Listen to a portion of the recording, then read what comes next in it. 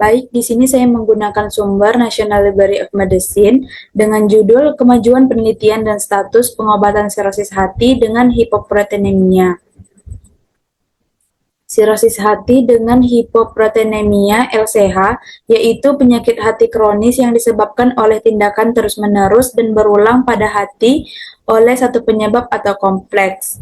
Karena penurunan fungsi sel hati dan penurunan jumlah sel hati, sintesis protein termasuk albumin, dan berbagai faktor koagulasi tidak mencukupi sehingga mengakibatkan hipoproteinemia. Penurunan substansial kandungan albumin dalam tubuh akan mempercepat perkembangan infeksi hati, menurunkan imunitas, dan meningkatkan kemungkinan infeksi, asitesis, dan hipovolemia, mengurangi disfungsi organ, dan sebagainya, yang secara serius mempengaruhi prognosis pasien dan kelangsungan hidup jangka panjang, dan tingkat kematian yang tinggi. Nah, ini adalah diagram yang menggambarkan proses pengendalian metabolisme protein dan pengobatan hipoproteinemia pada pasien sirosis hati.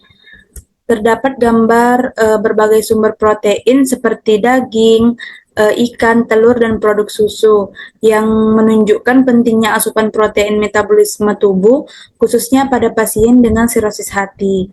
Ada proses pencernaan protein yang dikonsumsi dicerna oleh enzim di saluran pencernaan. Enzim ini memecah protein menjadi asam amino. Terus ada penyerapan asam amino. Setelah dicerna, asam amino diserap melalui dinding usus ke dalam aliran darah.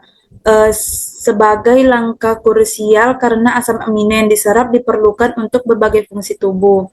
Setelah itu ada transformasi asam amino ke hati melalui vena porta, di mana hati ini berfungsi sebagai pusat pengolahan dan penyimpanan asam amino dan mengatur kadar asam amino dalam darah.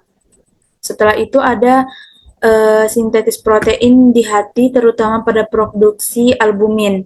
Albumin adalah protein penting dalam plasma yang membantu mempertahankan tekanan osmotik dan berfungsi sebagai pembawa zat dalam darah. Nah, pengobatan hipoproteinemia bisa dilakukan dengan beberapa cara.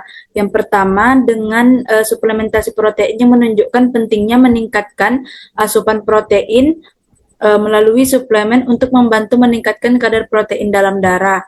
Terus yang kedua, ada yang namanya albumin manusia atau infus plasma. Pada pengobatan yang kedua ini bisa langsung menambahkan albumin ke dalam darah yang dapat membantu atau mengatasi hipoproteinemia secara cepat. Dan terdapat juga pengobatan dengan cara suplementasi asam amino dan hormon pertumbuhan manusia rekombinaan.